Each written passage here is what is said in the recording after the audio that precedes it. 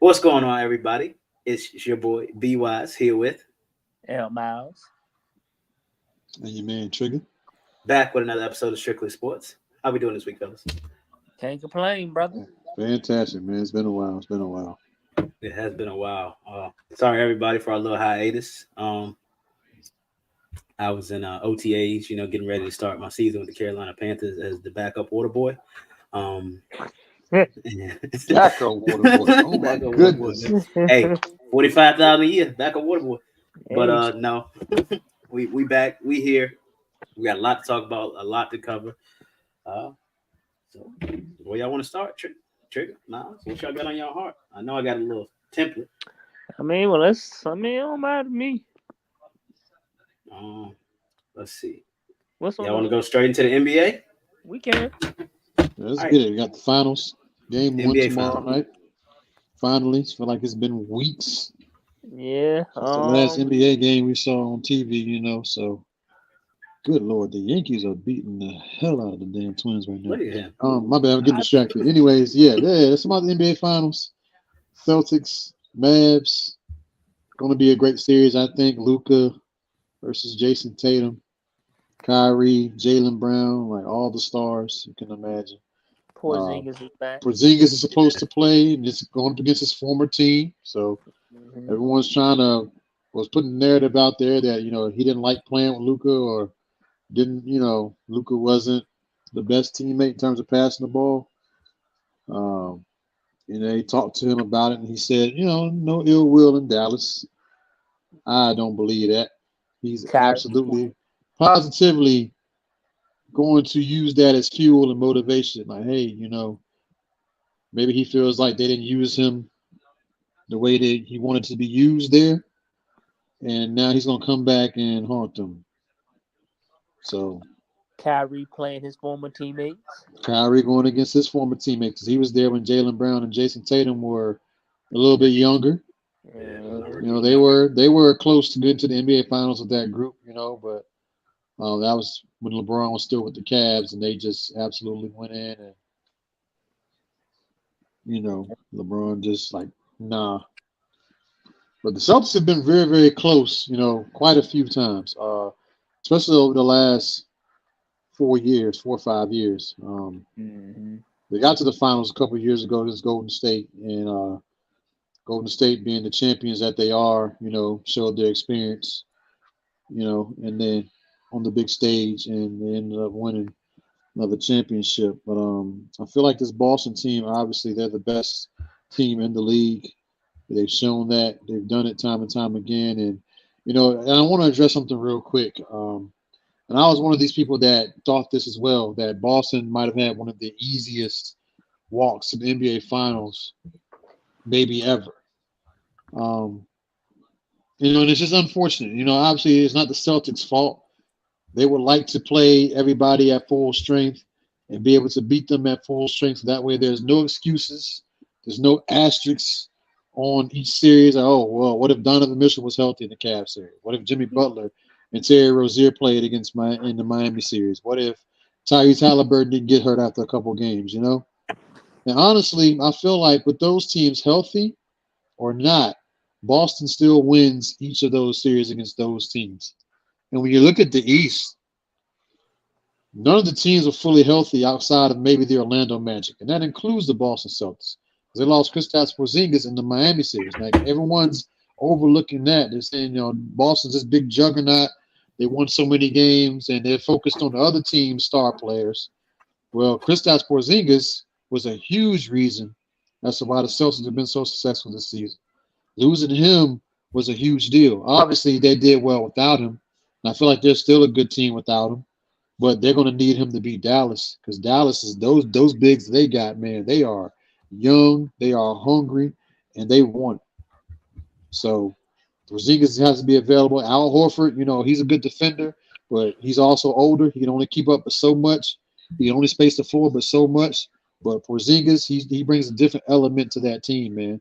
And I think that with him healthy, finally at the right time, they've had time to get him back into basketball shape, with the layoff and them winning, sweeping the Pacers and getting that extra rest. It'll be good for him to get back with the team and kind of pick up where he left off. But Boston, I think, again, if those teams are healthy or not, they still win against those teams. Now, fully healthy New York Knicks team, I don't know.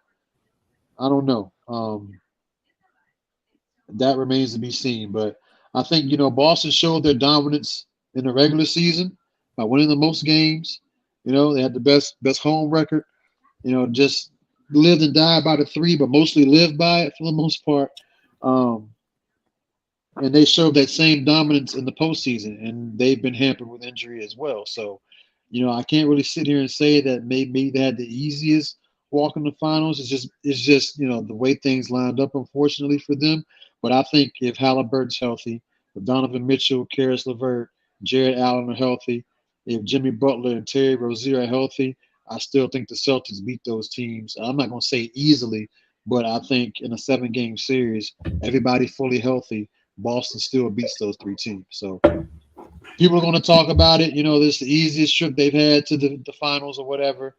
And people got to look at the other side of it too. Like Boston's been dominant all season, and they beat these teams when they were healthy during the season. Now, I get the intensity changes in the playoffs and stuff like that, strategies, game plans, all that changes in the postseason. But the Celtics beat everybody, healthy, unhealthy. It was all the same. So this is not like this team had 64 wins and like half of them came against bum teams or they're like inflated because they didn't play anybody. The Celtics played everybody, just like everybody else in the league did. And they won the most games. So they've been dominant. They've been dominant all season. They've been very consistent. I still have my reservations about them slightly, not from a talent standpoint, but they just, I think, a mental standpoint, like getting into big games, knowing when to turn on that switch and close and, all right, it's time to get out of here. Like, I feel like I saw that in the Indiana series. Like, Halliburton went down, and I was like, in basketball, sometimes, man, when you lose your star players, you got a bunch of role guys coming on, and they're trying to be a factor. It's hard to beat them.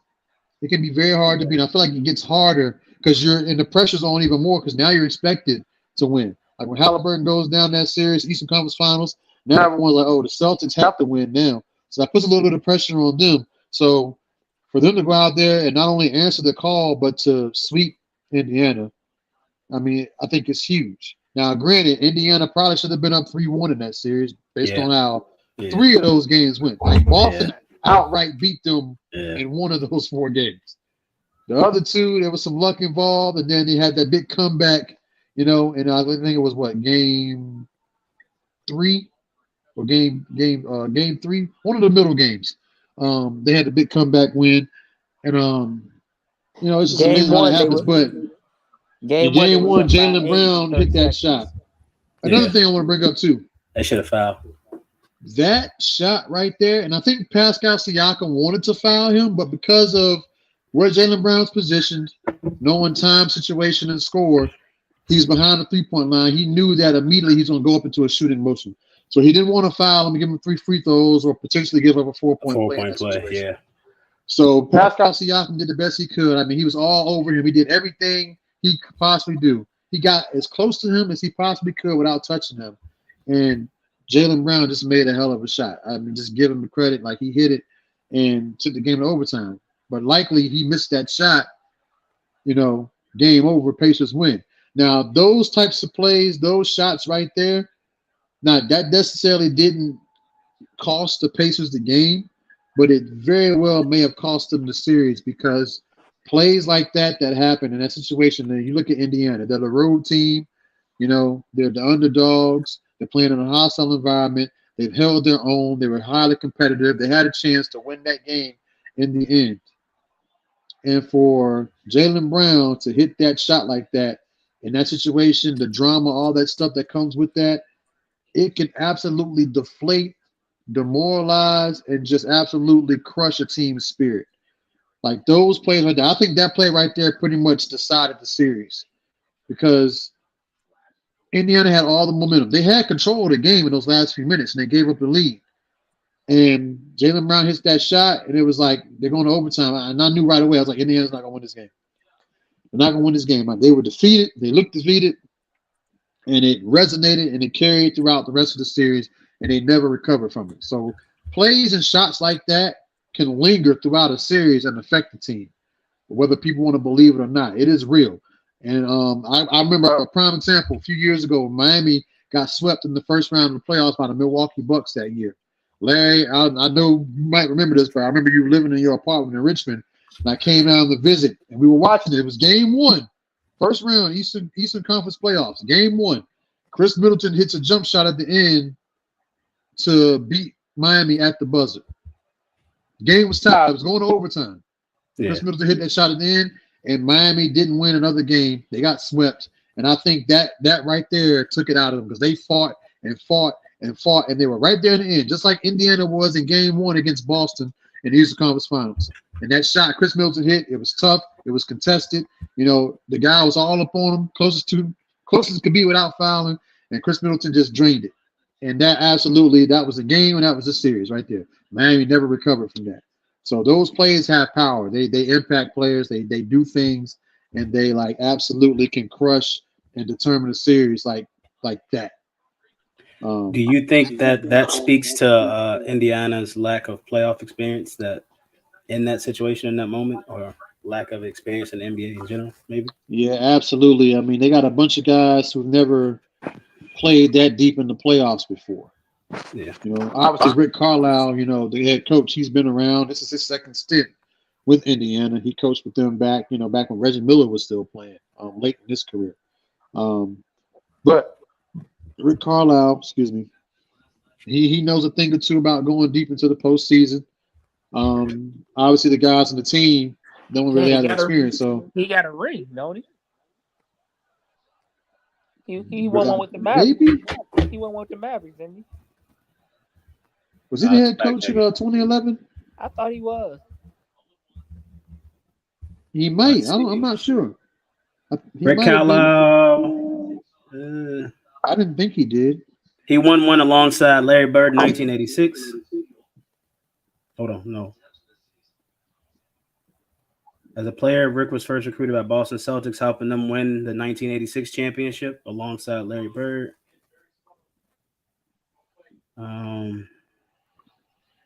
He won one as a player, and the coach is saying Dallas Mavericks head coach 2008 to 2021. So yes. Okay. Maybe he had to win Dallas one. for a hot minute. Yeah. And he went to the University of Virginia. Huh, how about that? Nice. Yeah, so I didn't mean to interrupt you, Trick, but I thought. No, you good. But yeah, I think those players not having experience definitely hurts in that moment. But again, I know the Pacers was trying to foul Brown or whoever got the inbounds just to keep them from attempting the three and having the chance to do what Jaylen Brown did. But I mean, Siakam couldn't have done any better than what he did. I mean, yeah, to me, it wasn't even about that shot. It was the fact that you were up by 6 or 8 points with 30 seconds left. Yeah, they turned the ball that's over where twice. they lost it. Yeah, they turned the ball over twice, and it's that type of shit you just can't do. Yeah, the turnovers hurt them late. Blowing that little lead. That's why I said they had it. And for Boston to come back and then tie the game the way they did, it just sucked the life out of Indiana. And I think it carried into games 2, 3, and 4. It might not have been as noticeable, but I know it was still in the back of their minds because it was like, man, it's going to be hard to get a game here in Boston. And they had a chance to get the very first one and put all the pressure on the Celtics because the Celtics have had this whole narrative about winning at home in the playoffs. They have one of the worst records in the NBA over the last couple seasons now, the last couple postseasons, where they don't win at home for whatever reason. They just don't. And that was going to be another game, Eastern Conference Finals, big stage. You're heavily favored against this Indiana team, this young Indiana team, and you come in and you blow the first game on your home floor. We saw Miami do last year. They won the first 2 games in Boston, game 1 and 2. And they went to Miami and won game 3, and obviously you know how that series turned out. But the fact that Boston loses more at home than they do on the road is very concerning. Because if you're a team, you won 64 games, I'm assuming you played very well at home and won a lot of those games at home. But they're a great road team, which what you want in the playoffs. You want to be able to go out and thrive in hostile environments to be able to play your game and not be affected. But if you could do that in an environment where everyone's against you, I mean, it shouldn't be that hard to do at home either. But for whatever reason, with these guys, man, they can't seem to get right at home. But hopefully, we'll see them play a little bit better. They got home court advantage, obviously being the number one seed in the East and then having the better record between the two teams. But I wouldn't be surprised if the Mavericks stole one of the first two in Boston. So let me ask you. Oh, go ahead, Miles. I was gonna ask Trigger, why do you think so? What Dallas won 49 games in the regular season? I think 50. Well, which is which is good, but kind of lackluster. It's like, why do you think they were so dominant in the playoffs when they were kind of lackluster in the regular season? I think it's one of those situations where, teams just peak at a certain time, and Dallas just peaked at the right time. They had the right opponents, the right matchups, and then Luka's been playing out of his mind. Kyrie's been contributing and playing well. 50 and 32 in the regular season. Really, those bigs that they have, those interior guys, have been a major difference. Like the defense that they play, getting lobs around the rim has been a huge pressure reliever for Luka and Kyrie. Them guys are really coming into their own and making a name for themselves. And I think those guys in the paint are the unsung heroes for this Mavs run. That record would be number 2 in the East. The Knicks were 50 and 32. They would have been the number 2 seed in the East with their record. They were number 4 in the West. So it ain't. They was hooping. And for me, that's why I think it's going to be a long series. I don't think it's going to be a 5-game series like people say. Me neither. I think it's going to go at least minimum 6 games. Yeah, minimum Hopefully 6, possibly 7. Yeah. And I wouldn't be surprised if Dallas win. Like you said, they peak it at the right time. You know how I feel about Amber? How you doing? You know how I feel about Jason Tatum and Jaylen Brown. They, I don't trust them.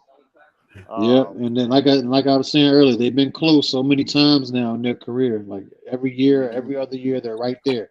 They're knocking on the door, and for whatever reason, can't get over the hurdle. So they got another chance at it this year, and I got to think, man, if they don't get it done, I don't see them blowing up the team. But what's up, Amber? It'll definitely be talks. It'll definitely be rumors. It's not going to be a good offseason in Boston if they don't win. Do you think it's Al Horford's last chance? I think so. Yeah. Yep.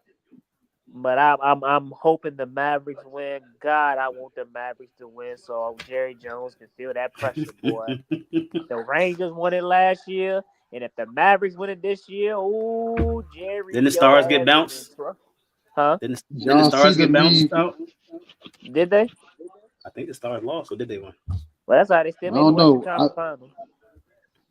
I saw a meme on social media where they had Squidward looking outside at SpongeBob and Patrick. And SpongeBob and Patrick were the Rangers, the Stars, and the Mavericks, and Squidward was the Cowboys. Watching other teams be successful, you're the only team in Dallas, the most popular team in Dallas. So in all the sports, and everybody else out here playing in conference championships and in the finals, and we can't get past the first round. The Stars lost to the Oilers, who are in the finals, but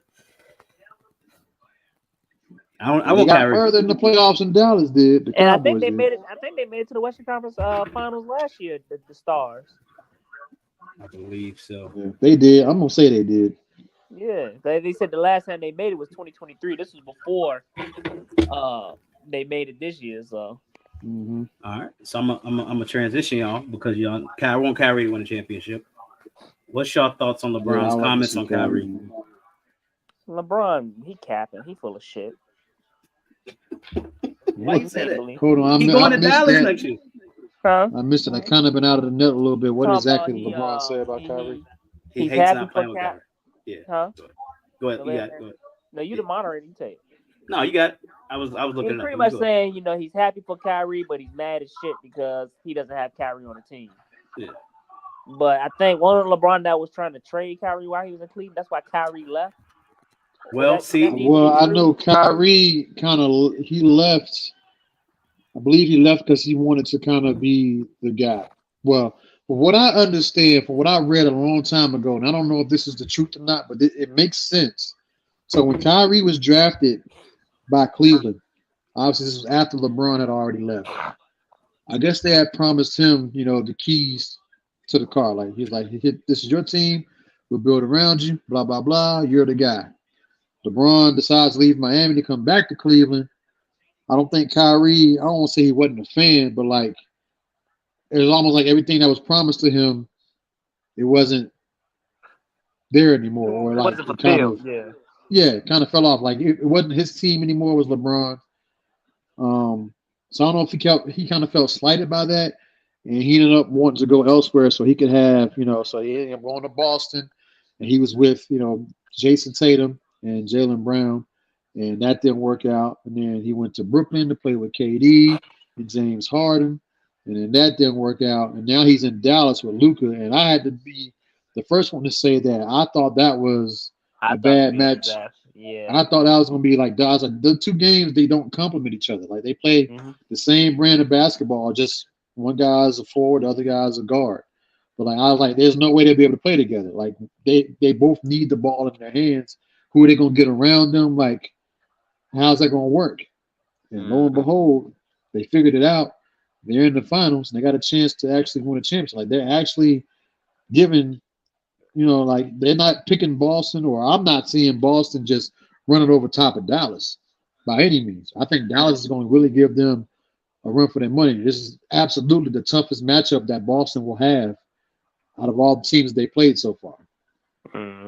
I think Kyrie, he sacrificed. I think he realized he's not Batman. Dak, CD, Micah, y'all listening? Sacrifice. No, I was like, look, what? he sacrificed. Cowboys he sacrificed.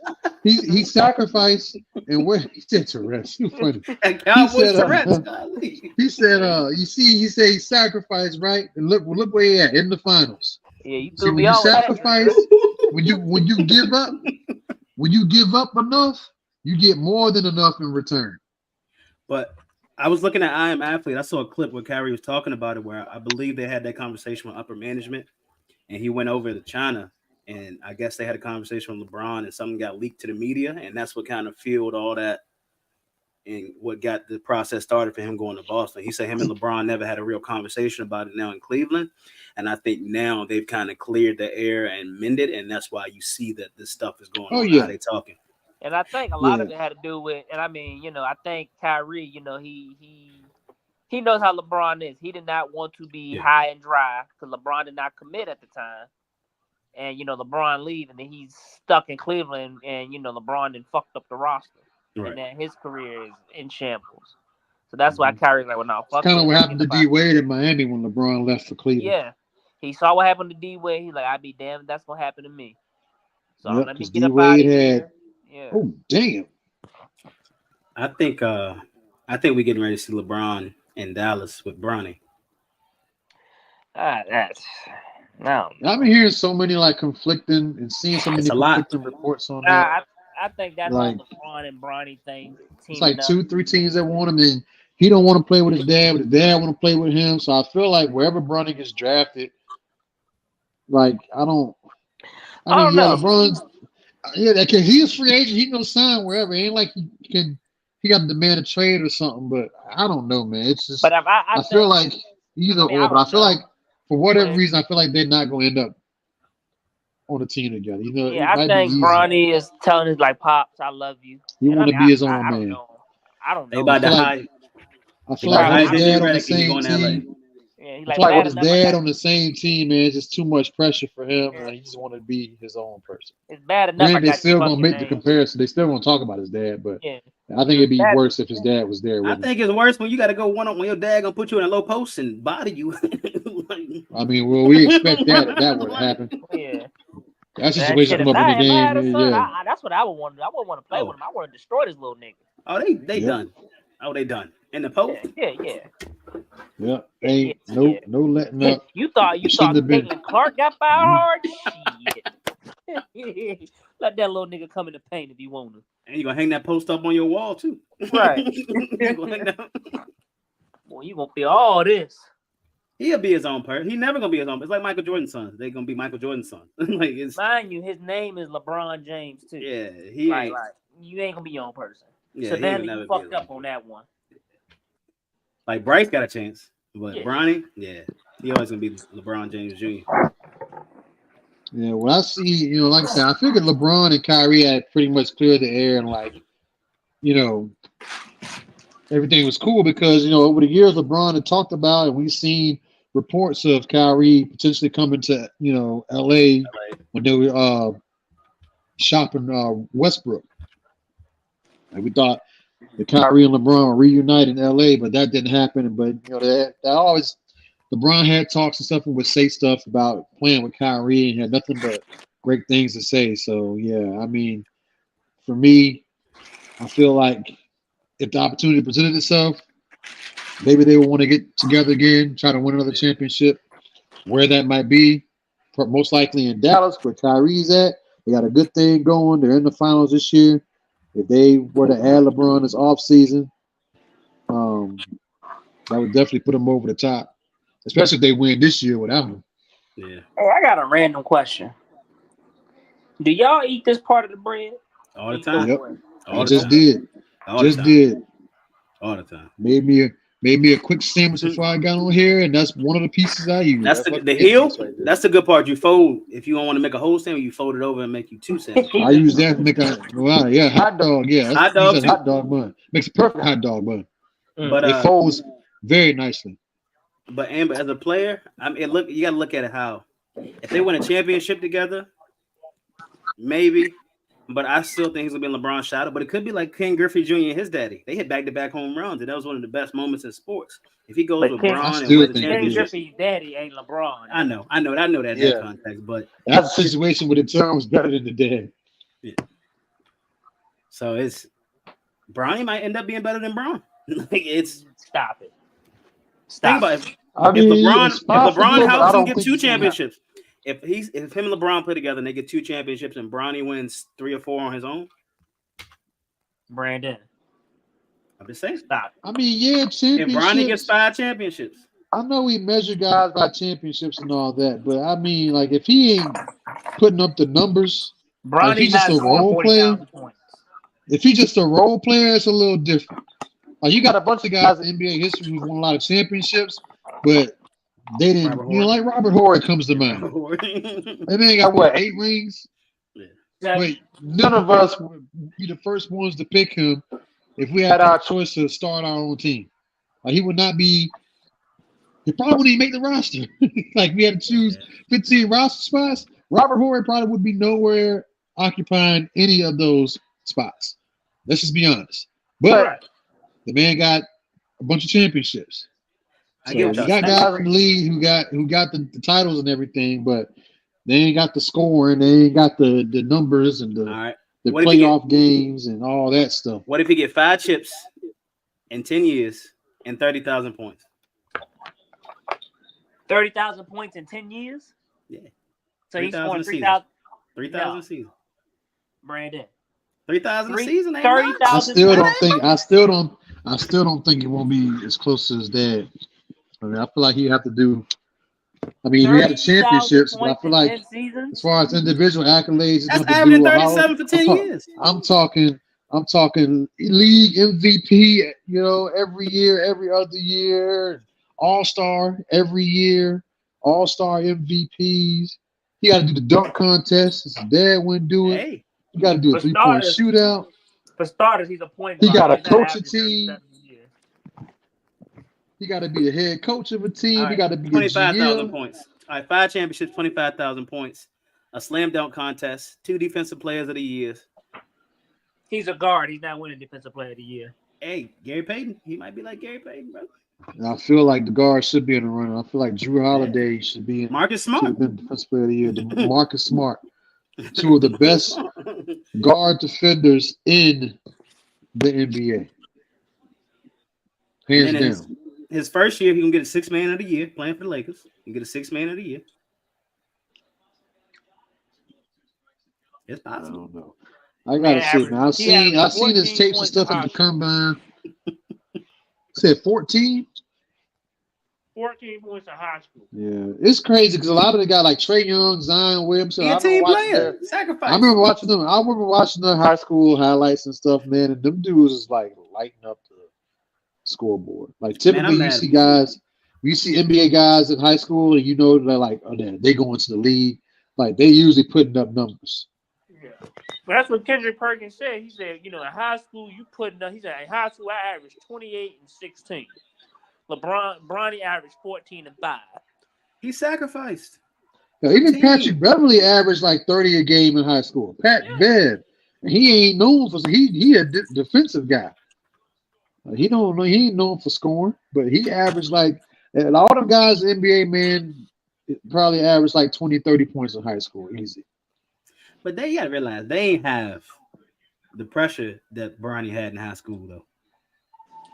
Oh no, because he's LeBron James' son. It's a different Bronny has different superstars level at of pressure games. that come with that. Yeah. He playing in front. Yeah. LeBron. He had a different. That's a different. Everything. There's different levels to it, man. This is who his dad is, and like his And he dad's transferred people, schools and too, like, did he? yep. I mean, Trigger, that's something you can speak on transferring schools, and like it's tough. It is tough, but it is tough, I ain't have to play in front of no NBA executive and nothing like that in high school games either. So yeah, I understand, the transferring and the switching and all that. But yeah, Bronny, he had it way worse than I did. I remember watching that as far video as pressure of Matoka versus Thomasdale and Trigger not being able to suit up. I saw the anger in his eyes during that game. Why saw he the suit anger. up? He was hurt? Cause you know why he didn't suit up? Yeah, politics. Come on, man. Oh, politics, man. Yeah. I ain't saying no names. I wasn't gonna say no names, but you saying names. Nah, fuck that. Nah, fuck that. I'm name dropping. You did my boy dirty. Fuck that. I'm name dropping. Scared. You scared. No, I was talking to yeah. I was talking to D Gibbs. He said two of the best players he's seen was you and Jonathan Cousins when back in high school. So wow, that's a huge compliment. Yeah, I remember watching that game. Trigger was hot. His little hoodie on, his sweatpants, his little walk. He was doing a little walk too. He was balling his fist out when he did a walk this time. Trigger mad. He wanted to drop about 47 that game. Yeah, it was a lot that happened with that, and unfortunately, a lot of it was out of my control. So it was one of those situations, and that's what made it bad too. Is that I kind of had to like just sit and just wait and like hope for the best. And obviously, things turned out the way they did, but it was one of those situations where I couldn't do anything. Yeah, like I had done what everybody else had asked me to do, and that was all I could control. Was just doing what I was told and hoping things went in my favor. And ultimately it did. But at the time, I was obviously upset. So, but things happen for a reason. Things shake out the way they do. Just to kind of show you that hey, you can't get everything you want in life. And even though I thought it was a big deal, I still do think it's a pretty big deal at the time. It was something greater out there for me and something better, and I was supposed to be on a different path than what I envisioned. So, you roll with the punches. That's right. And now, since you said roll with the punches, you're going to transition us into this one. Let's get y'all thoughts.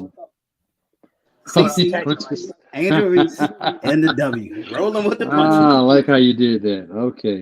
Y'all talking about rolling with the punches. All right. So, what's your yeah, question, there was a couple things. There was a couple things I wanted to, but yeah, go ahead. My bad. I didn't mean to interrupt. No, yeah, go ahead. I was saying, Brandon, what was the question? Oh, I ain't gonna. This is just a topic. I'm just putting the topic up. Any questions? What was we talking about before we came on here? That would be a great question. Do you think? All right. Is it NBA?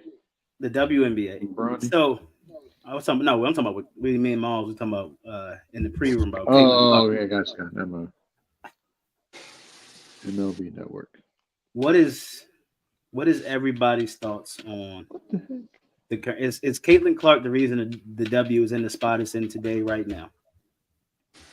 No, I'm not gonna say that. No, don't. That's on internet land. I'm not saying that at all. I'm talking about for this season. For this season, currently, right now, is the attention for Caitlyn Clark or just the game overall in general? I think. I mean, I'm gonna be honest. I mean, I like the draft class, but the truth be told, Caitlyn Clark has a lot to do with the uprise of the WNBA. I didn't read, but I was watching. I mean, I don't know if it's true or not. In 5 games, they obviously playing more than 5 games, but in 5 games in the WNBA, jersey sales went up by 2,000% more than the whole season last year. So I mean, it is what it is. Angel Reese, what's the girl name? Cameron Brink from LA Sparks. Caitlyn Brink, they had a lot to do with it, but let's not act like Caitlyn Clark is the number one reason why the WNBA is in notoriety. So let's just stop with that. Me personally. Yeah, I agree. Ultimately, she's the reason why. But I will add this: the WNBA has been growing over the past few years. Like before we even knew all about Caitlyn Clark and how she was, who she would end up being or becoming. The game has been trending in the right direction, slowly but surely. More and more people started to pick it up. They're expanding. They were talking about expansion teams. They got a team coming to Toronto now. They got another team coming to Oakland. Was the other spot they had coming in the next couple seasons. So they were already talking about expanding. The game was getting popular before Caitlyn Clark, but I feel like with her coming in, she definitely took it over the top, and like more eyes were on the product. Like I've seen people on social media say, "I'm watching this game or watching the WNBA because Caitlyn Clark is playing. I want to see how she does against these professionals that she's going up against." So, but yeah, she 100%. I think she's the reason why the game is popular now.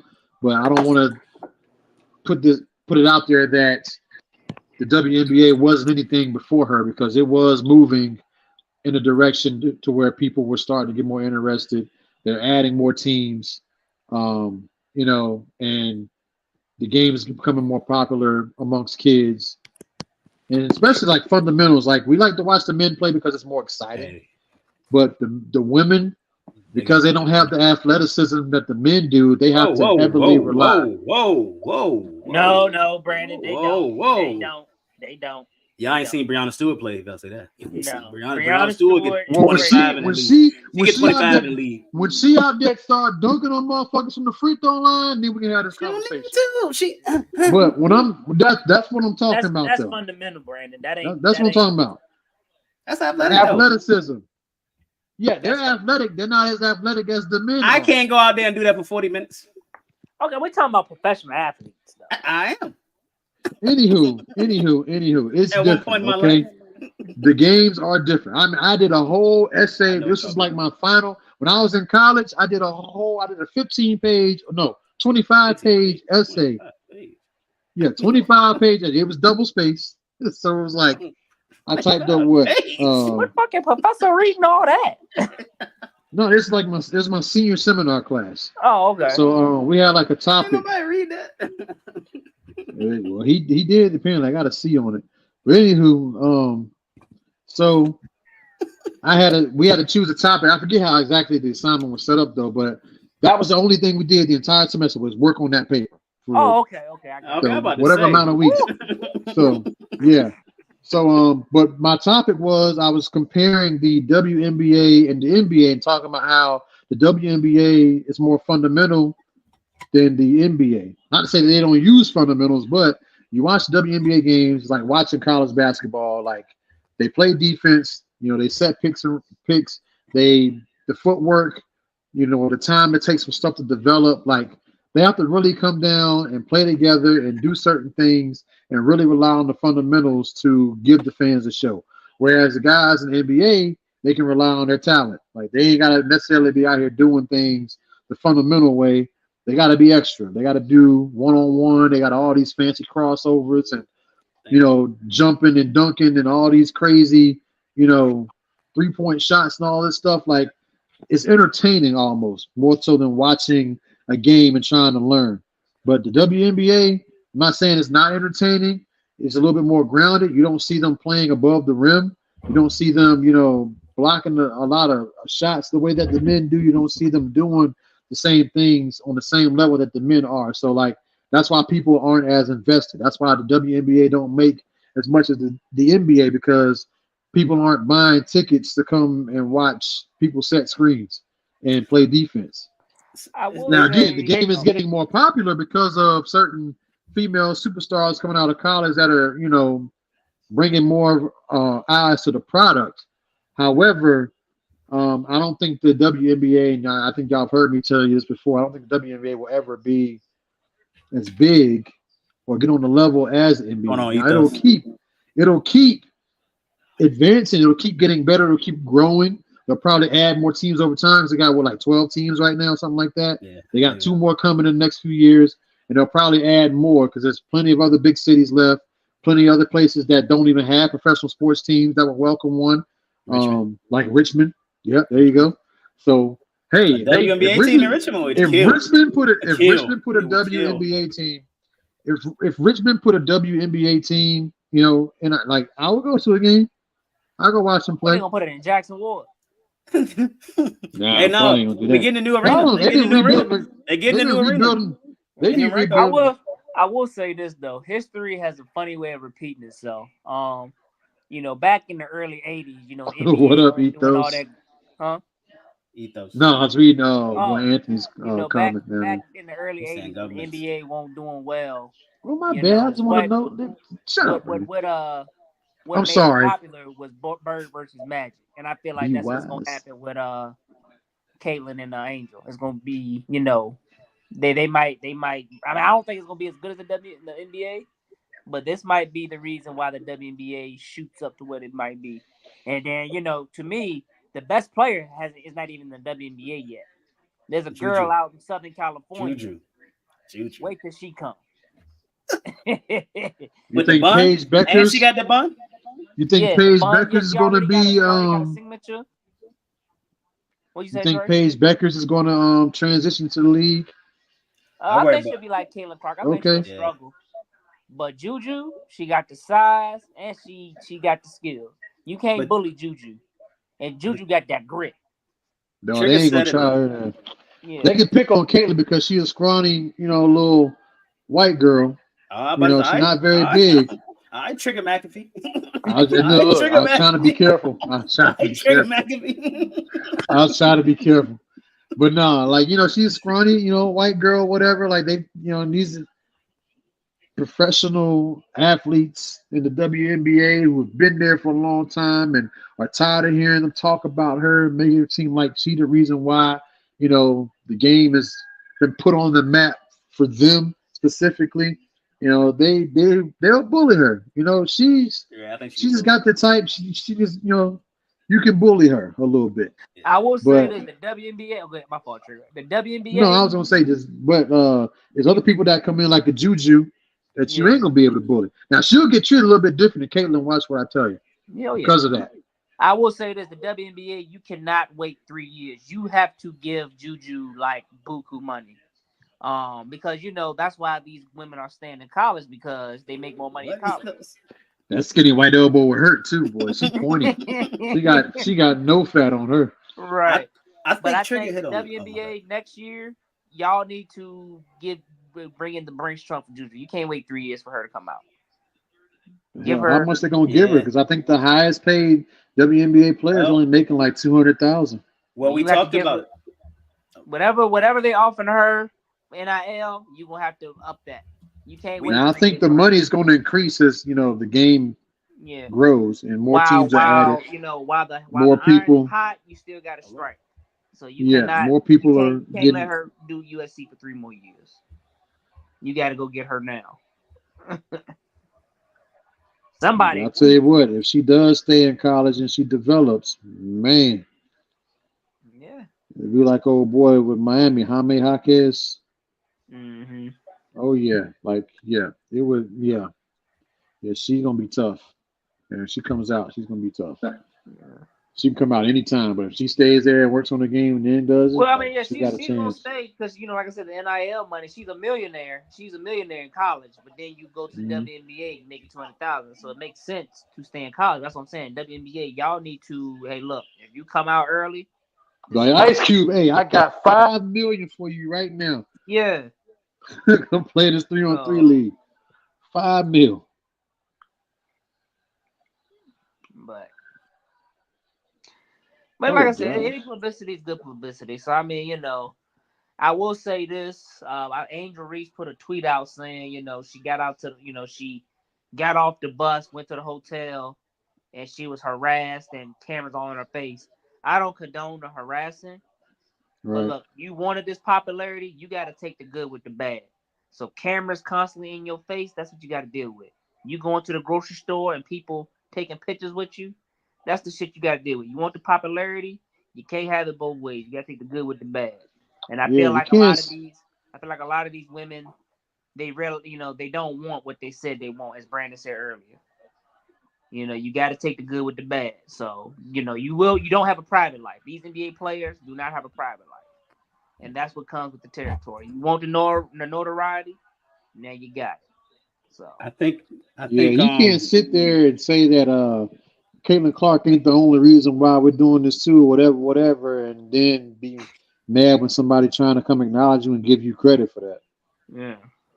So I forgot how much she said they're gonna make, but like I was talking to about earlier, Breonna Stewart in that 3-on-3 and 1v1 league, I want to say she said $1 million every player's getting, so they can actually stay here and play. So with something like that, you can get a Juju who a one-on-one. You can see a Juju Watkins versus Caitlyn Clark, or Asia Wilson versus Breonna Stewart in a I wouldn't want one-on-one to or see it. 3-on-3. I wouldn't want to see a Juju versus Caitlyn Clark 1-on-1. That would God.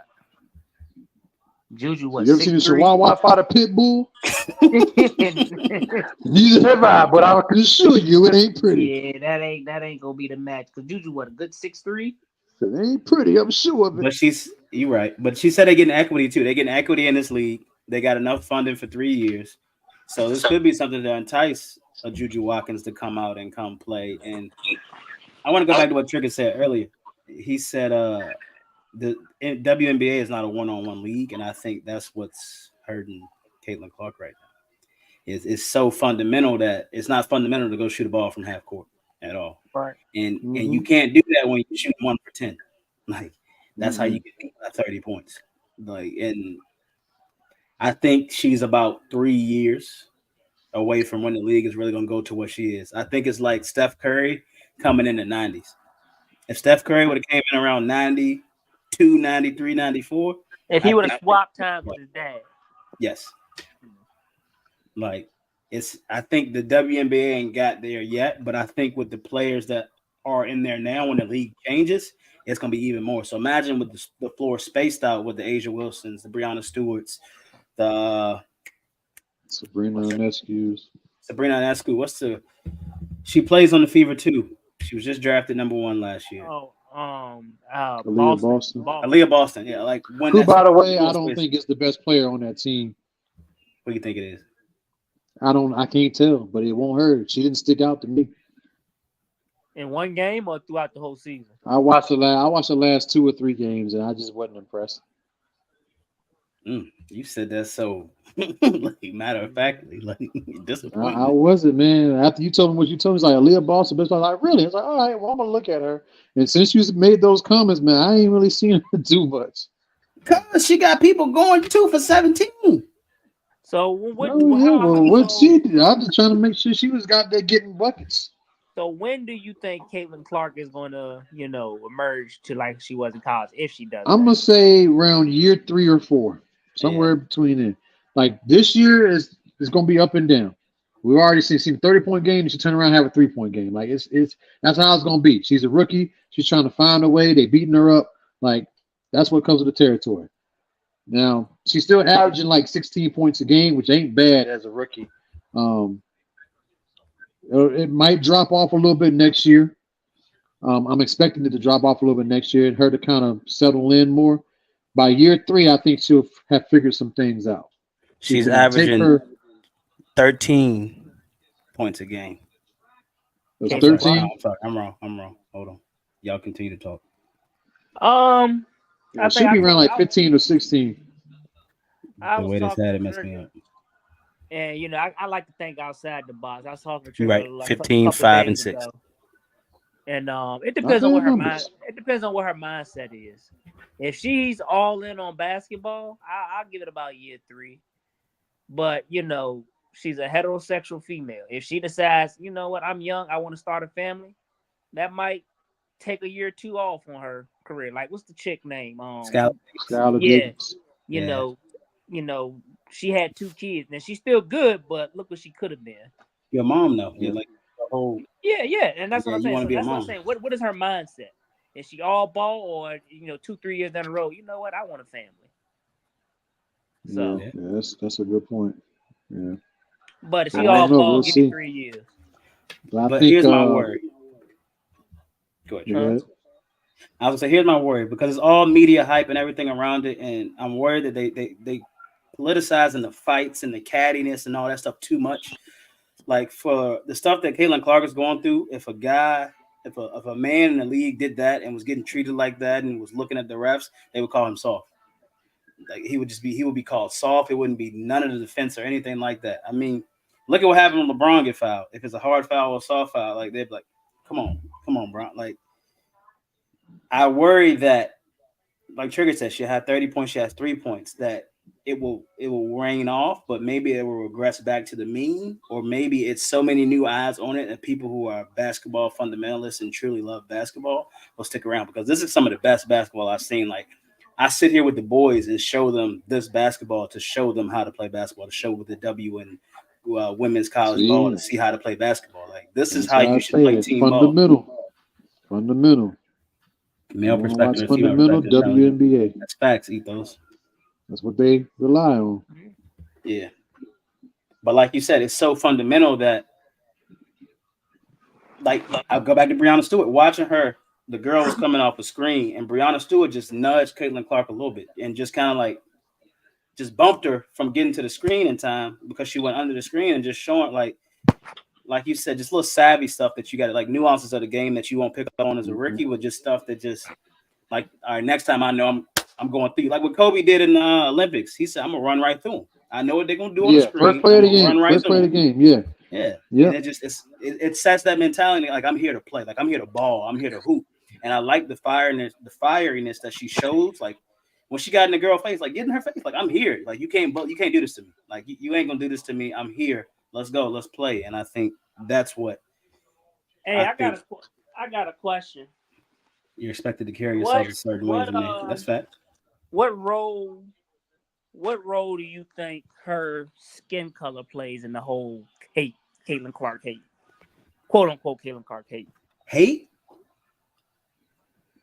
If she was black, would she be getting this much criticism from would she be getting hard fouls from these players if she was black?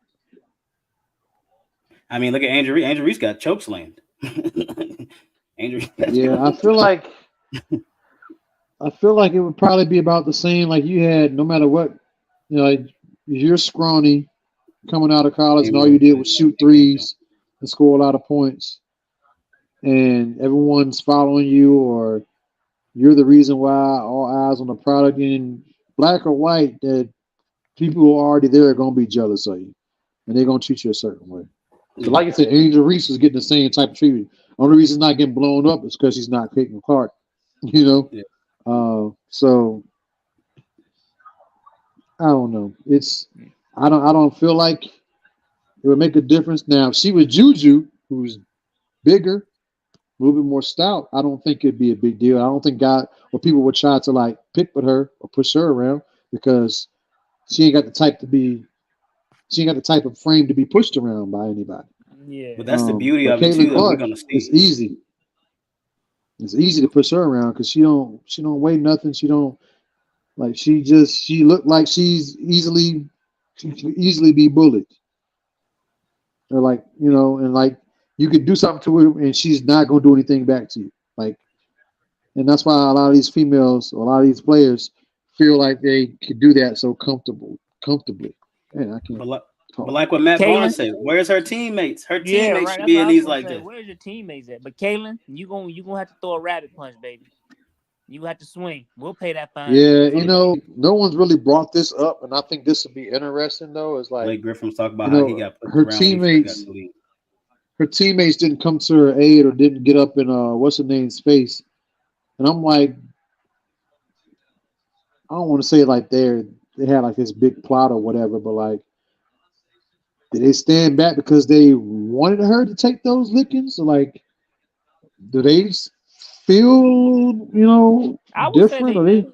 do they feel a way like when she was getting pushed to the ground like that, like they wish they could be the ones doing that because she was the first overall pick. She was brought there, and all the attention's on her, and like yeah, That little I saw it jealousy. happen, but I'm acting like I didn't see it happen and just kind of walk over here, like I saw her it. teammates jealous. Yeah. Is that why they didn't come running to her aid? We It flying did private. cross What my I'm mind. jealous I'm of. like, they seem like they didn't come running to her aid to help protect her or whatever, or stand up to the girl who shoved her. Like, were y'all secretly hoping for that, or like, what's Like the deal Maul there? said, pay my fine. I'm coming off the bench. Pay my fine. This she got us in. I'm coming off the bench. Like pay my fine, suspension, all that kind of stuff. In the words of such entertainer, I ain't got nothing to do with the fight. Fight over there. But I'm gonna get me a hit in. It could be, man. It could be some jealousy. Yeah, they had a chance to get in there and they didn't. I think it was very telling when they did, because to me, that makes it seem like, oh, you condoning what she did and you feel similar. Yeah. And how everybody else feels about me. Like Or maybe y'all jealous? Like y'all not want me here? Like, or they not used to it, maybe. Maybe they're not used to like some people ain't used to that fighting. Like used to like that's playing another like good that. point Like, too, yeah. oh my gosh, Yeah, what's you're going like right. I don't flight or flight. Fight or We flight. ain't been this important or been in this situation and who knows how long, if ever. Oh yeah. But that makes a good Would point. love to know what was said in the locker room. yeah, that's another interesting thing too. Like if I could have been a like fly on David the wall. Ain't nobody coming to see you, Otis. You need me. Yeah, but yeah, the fact that they didn't jump in and help her, man, I just feel like they kind of feel away too, which sucks, because he's supposed to be the ones that have your back, Like It's the she didn't Charlotte do Banshees, not the anything. Charlotte Joannas. Everything that she did to make it to the league, she did, and it's no question she should be where she's at. Like it's not her fault that all this media attention is on her. Like the media is going to do media stuff. They're going to blow stuff up, make story, make headlines, and it's almost like we hating on Caitlyn when she ain't the one that's putting the stuff out there. It's the media that's writing these That's what I stories think and too, saying Trigger. these things about her. I think So it's like fabricated by the media. yeah, the media is pushing. You know how the media always push narratives and things like that. But like I think because Caitlyn Clark she hasn't gone out and said or done anything since she's been in the league. To warrant any of the attention that she's getting, the special attention that she's getting, rather. But yeah, every player, I feel like every rookie, you come into the league, you're gonna get bullied, you're gonna get pushed around, you're gonna get tested. That's all part of it. But I feel like people are really going out their way to make a point with her. Just like the old girl who was shooting free throws. Yeah. Had 2 free throws now. Shot the first free throw, then ran to go face guard Caitlyn Clark, completely forgetting the fact that she had another free throw she needed to shoot. I've never seen that happen in basketball before. Somebody have a mental lapse like that. Like she was so locked in on shutting this girl down that she forgot that she had opportunity to pad her stats and get in the scorebook. I think it's, and here's my other thing on it, like we were saying with the media, I think it's like Conor McGregor says, like when you go up against me, it's red panty night. Like it's money. So I think people know when they go up against Caitlyn Clark, this is my chance to have all these eyes on me to show what I'm really worth for future contracts, for followers, for attentions. Like she has to realize you're going to get everybody's best. everybody's best. And I think it's just so much more eyes on it now that we're paying attention to it. Like I said, the media is pushing on it, so we see it more. Like what Monica McNutt said on First. I can't really remember First Take covering the WNBA. I'm not saying they didn't, but I'm seeing it more and more with everything and in my algorithms and everything now more than ever before, ever since Caitlyn Clark. And I think maybe that's where maybe they played like this the whole time, but nobody was paying attention to it. And now all the eyes are on it. And I'm giving you my best because I know I'm gonna be in 14 clips. I don't whether I want to be in a clip for you dropping 30 on me or do I want to be on a clip for locking you down? And I think that's where she's gonna have to start coming to realize. And I didn't like Kennedy Carter. People didn't know who Kennedy Carter was before that. Now everybody knows who Kennedy Carter is. Never heard of him. Yep, Like exactly right. It's Hey, but look, crazy fellas, how somebody's name can do something. my phone about to die. I gotta charge it up. man, plug your charge in. It's all the way over there. I gotta reach it. All right, brother. All right, man. You gonna miss the Cowboys talk. We about to go that's to the that's Cowboys. another reason why I'm getting on. I don't want to hear that. Let the Sorry. Yankees talk, Larry. You a Yankees fan? It's good stuff Hey, with that. Stanton and Judge, they doing their thing. I think Stanton hit a home run Stanton and today. Judge. Well, you ain't been watching. I ain't been. I mean, I've Hey. watched the highlights, but I seen Stanton got 15 home runs. Judge had 2 RBIs. How you mentioned Stanton and Judge? He don't say nothing about Juan Soto. Or Velupe. Velupe been at 30 consecutive on base. Completely forgot about Soto. The doing? reason he doing Juan Soto things. I mean, is he MVP? Leads the team. Candidate? Leads the team in batting average. Okay.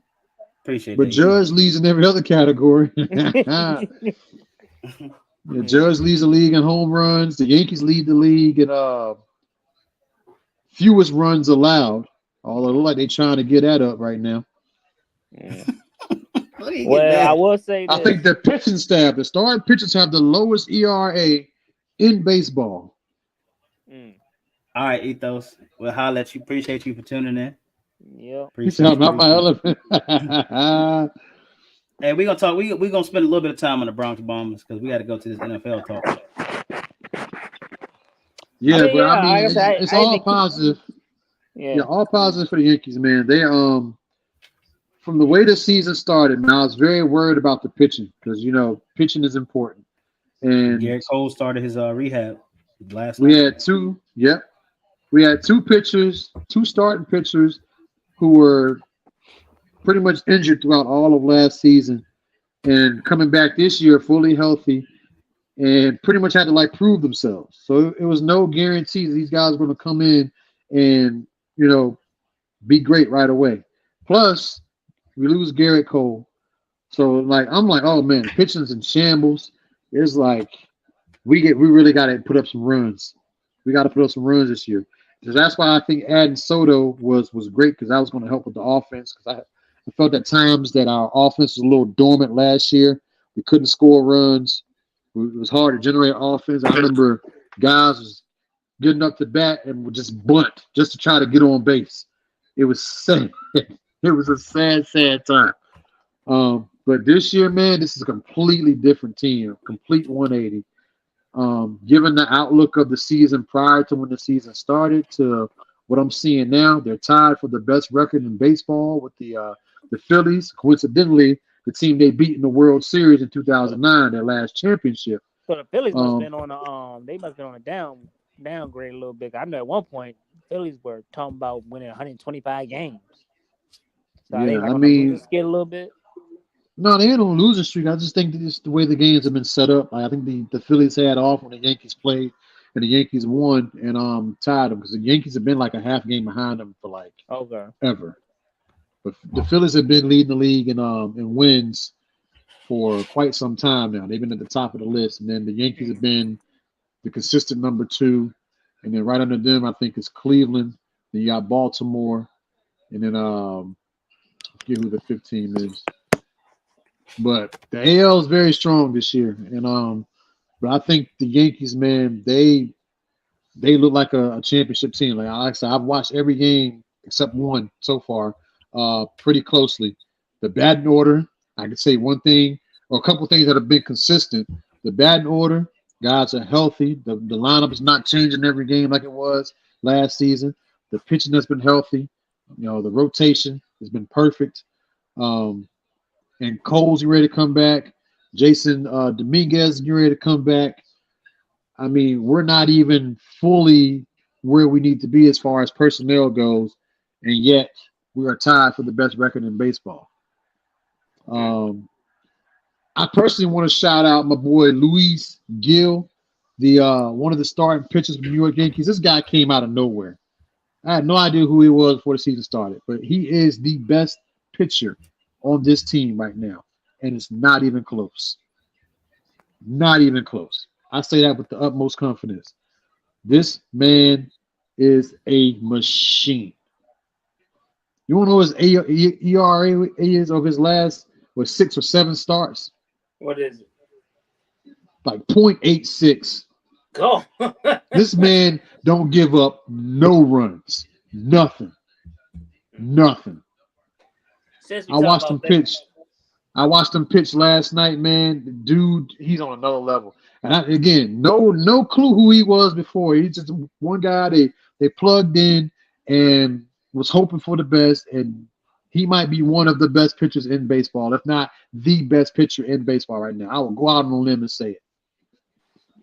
Since we talk baseball, that man, like, look up his stats. He's the only starter in our rotation that has not lost a game this season. He is 6-0 or 7-0 now, and he's gone his last all 6 starts. He's gone at least 6 innings without giving up a run in all of his starts. What were you saying, Mal? Dude can ball. Oh, no, I was gonna give a And shout apparently, out. I found out he came off an injury last year too. Trigger, Talking about. Oh, my bad. So I'm so excited, man. I'm messing with you. No, I was gonna give a shout out to the Richmond Flying Squirrels winning the game last night. I went to it. They won 1-0. One of the most. One-run game, huh? Damn. Look, it ain't the Yankees. The Yankees had a 1-run game. He jumping. No, the Yankees score 1 run, we ain't winning. Right. We score 1 run, we are not winning. You ain't gonna say that about Anthony Volpe? Come on now. Volpe?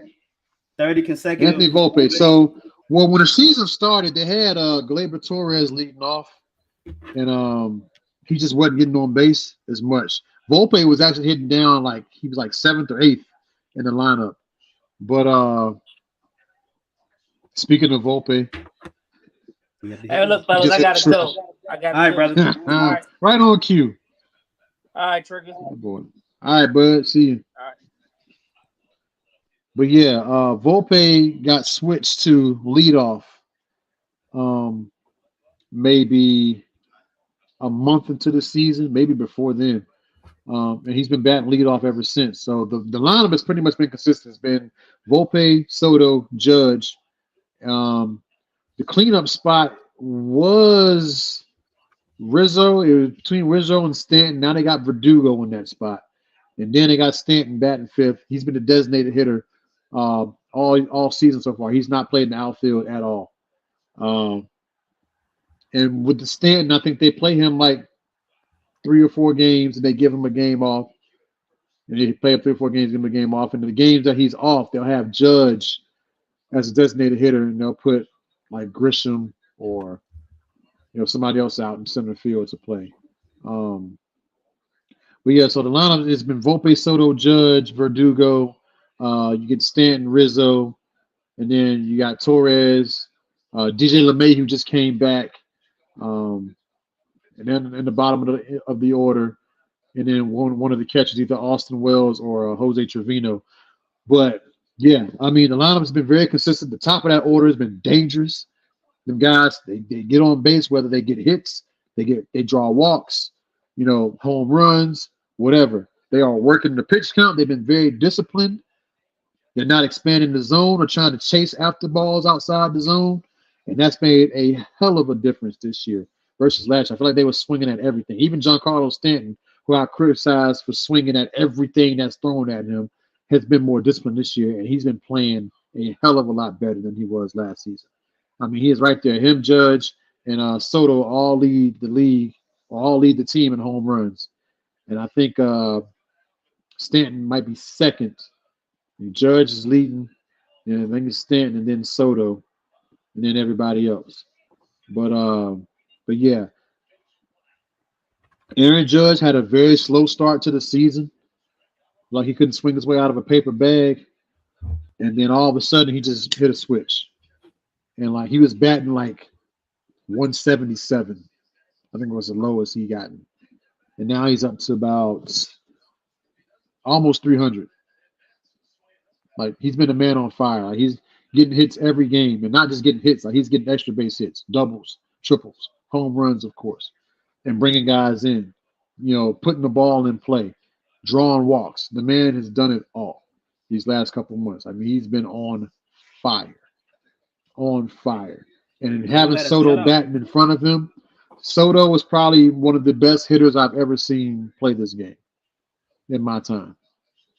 Having Soto batting in front of Judge, like you can't, you can't just walk Judge and intentionally walk Judge, or like, you gotta pitch to him. Having those two in a lineup together, you gotta pitch to them. You can't just throw them on base, depending on the situation. But most times, you can't just throw them on base and go after the next guy, because if you just walk Soto, you got to worry about Judge. And if you walk Judge, then you got Stanton coming up. You got Verdugo. Like, these ain't favorable matchups for a lot of pitchers. So it's like pick your poison, and that's a wonderful feeling to have. Like, those first 4 or 5 batters in that 1 through 5 spot come up to the plate, man.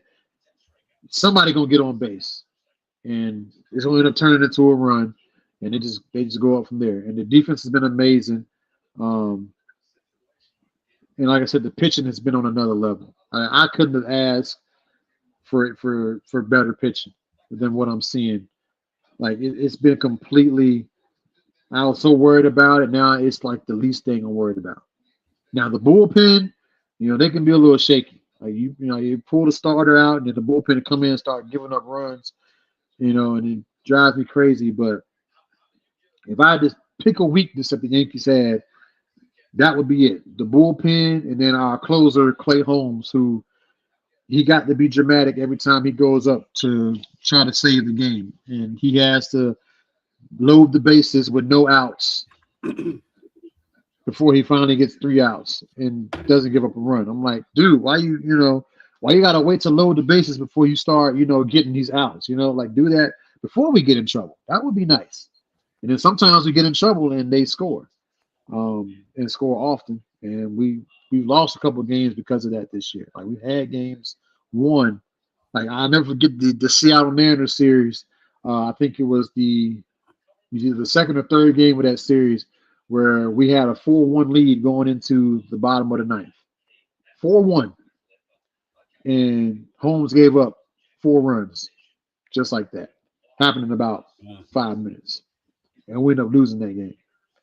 So, we had a couple games that we've given away.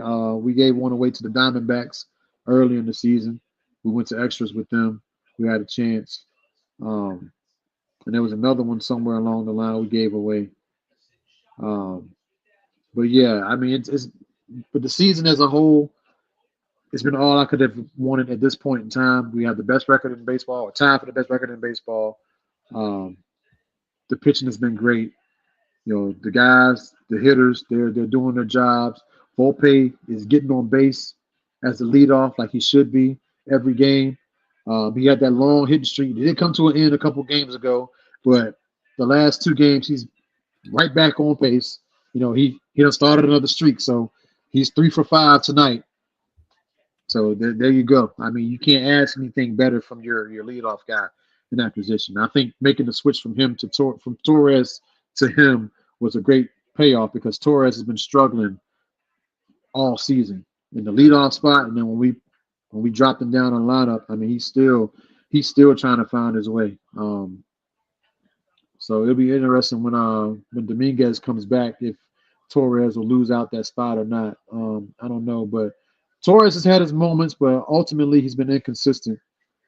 So Lady But Reese. Volpe's in the spot, and he's been doing wonderful. Soto's come behind him, and he's been getting on base.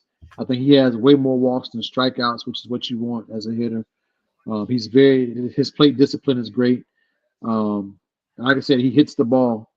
He's had some of the most clutch plays I've seen, and I think the biggest play he made came in the very first series against the Astros on opening week. One of those games, he made a tremendous defensive play. The Astros probably would have won the game had he not. And he made a throw from left field to home plate and threw a runner out. And I mean, it was bang, bang. And it was just, it felt like I was watching a championship series. There was so many different plays in that game. And then he had a game where he was at bat. And I think the Yankees were down or we were tied. And it was in the ninth inning. And like, he went up to the plate. Now, a couple at-bats before, like in the seventh inning, he went up to the plate, he got struck out. And he looked at the pitcher, he was like, he's like, okay, like you got me, but I'll be back. And I was like, it was nice to see, you know, I haven't seen that energy, that confidence, that swag in so long. And this was his first series, you know, in the Yankees uniform playing against the Astros, you know, third game of the year. So like, ninth inning comes up, you know, he's going against same pitcher. He goes up to the plate, you know. I think it was like a 7 or 8 pitch at bat. And like Soto's working the count. And every time he throws a pitch, he's shaking his head like, yeah, come on, motherfucker. Yeah, like I know what you're trying to do. I'm on it. And then he finally threw him a pitch.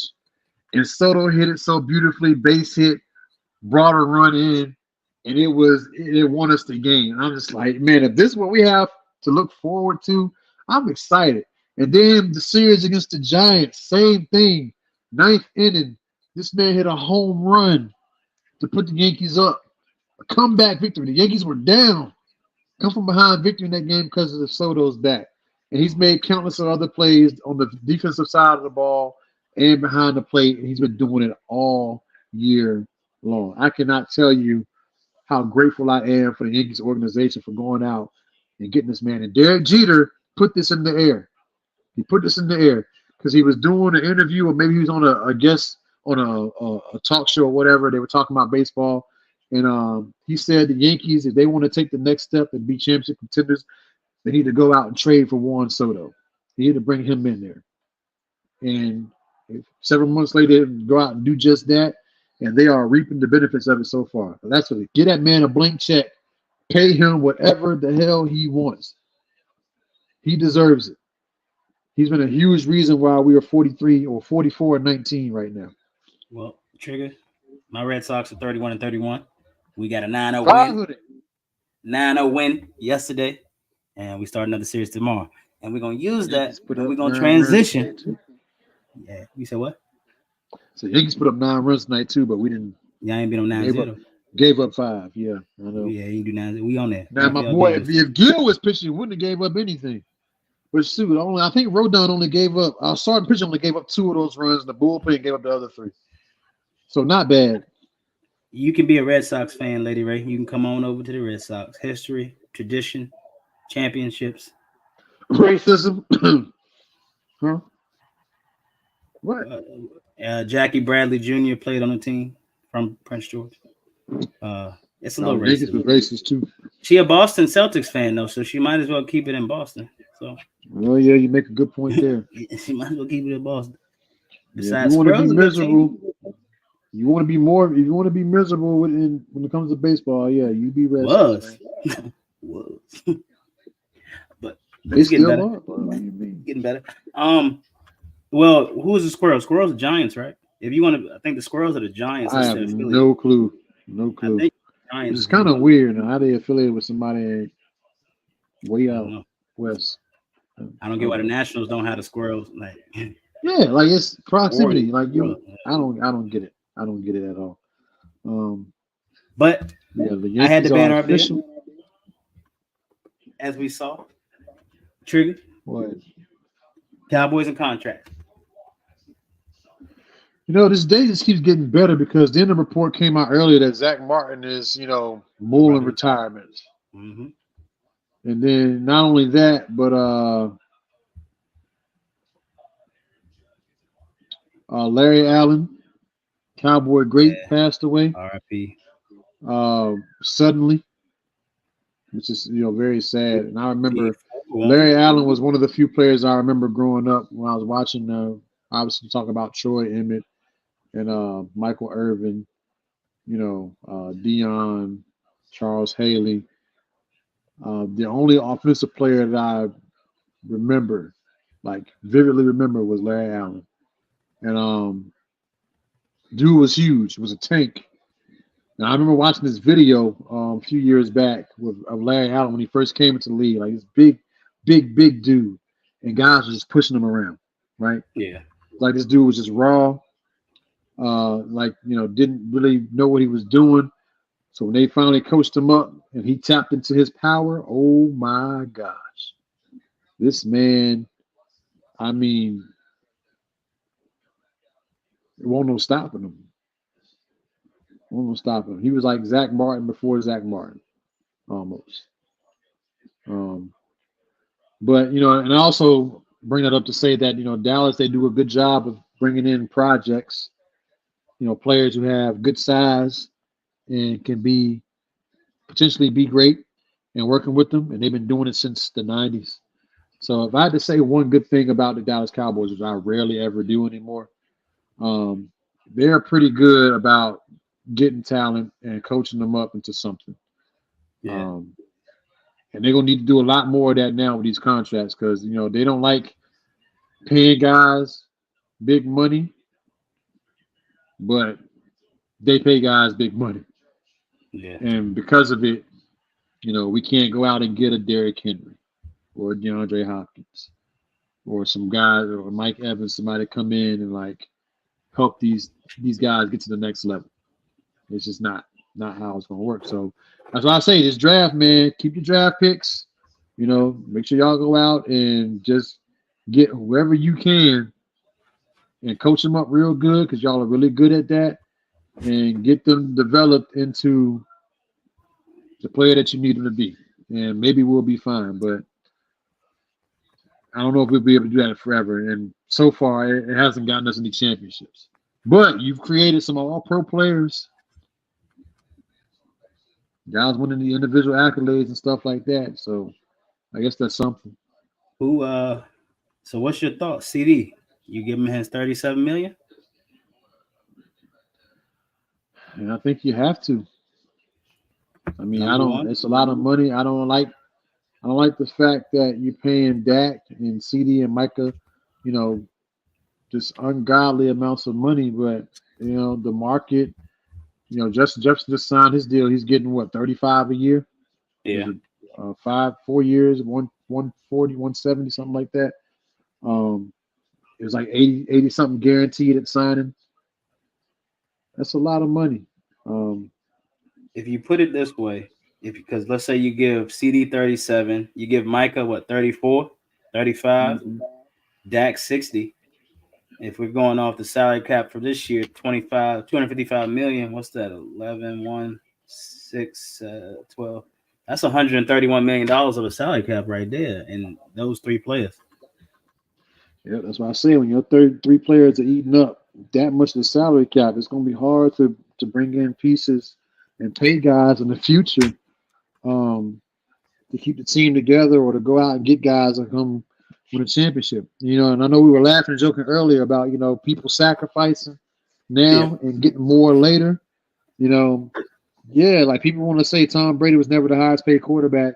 Well, he could have been, but he chose not to because he wanted to win championships. So he knew taking X amount of money and leaving something to play with would get him those championships that he was looking for. And he's getting his money now, 37.5 for the next 10 years because of those championships, because of his name. Yeah. So a lot of guys now, they want their money. And I get it. I don't blame them because they want to set up their families and stuff. Miles was making the point where we were texting back and forth. Yeah. The three of us, and I absolutely don't fault them for doing that. Set your kids up Set your kids up. Generations to come down the road. You want to be good. And but just keep in mind when you do that, you're taking away from potentially having, Championships. if you're trying to win championships, you're taking away from your team's resources to go out and help put pieces around you. So, like I said, you either got to have a really good coaching staff that can draft guys and go develop them that way, or you just got to get really, really lucky. But it's very hard. We see very, very talented players get these big mega deals, and they play on bad teams, or they're playing on teams that don't ever go far in the playoffs every year because they want the bag. Again, get your money, but just know what that comes with most times. So we see this often when guys get paid, the championships usually don't follow. I mean, especially for like Unless you're CD. Patrick Mahomes. Once you get that bag, you got the star and you got the bag. You thought last year you're gonna have to go ham. Expectations, man. You may not have Dak the year after that too, but then it's gonna definitely be on you. Yeah, and that's why everything that's come out about Dallas, ever since the loss to Green Bay, no good news has come out of this organization. I mean, it's literally been that was the first lie. That was the first bad thing, because it was like it sounded real good after the loss. Like, okay, Jerry finally gonna go out in free agency and go get some guys. And initially, I was upset with him for not signing Derrick Henry and guys who were interested. Guys who were from Dallas. Like Derrick Henry has a home there. Aaron Jones is from there, and the Packers just let him go. I'm like, dude, this guy kills us every time he plays against us. He's the reason why the Green Bay won that game. He had 3 touchdowns in the game. So I'm like, why don't y'all go scoop him up so we can stop playing against the man? Because he kills us every time we play him. He's the only running back I feel like that goes off on Dallas every time he plays. Like the last 3 or 4 times this man played in Dallas, he got to have like 10 touchdowns and like 1,000 yards rushing. Yeah. I know I'm exaggerating, but it feels like he might have did that in just 2 games, honestly. But anyways, he had a 4 touchdown game against us, a 3 touchdown game against us. So 10 touchdowns ain't too far off. But and it's like these guys came available, and it's like you're like, what are we doing? So yeah, the loss of Green Bay sucked. That was the first part, and then Jerry lied to the media saying we're going all in. And we didn't. And then, free agency comes and everybody gets signed and goes elsewhere. Dallas was one of the last of 2 teams to go out and sign somebody that wasn't one of their own players already.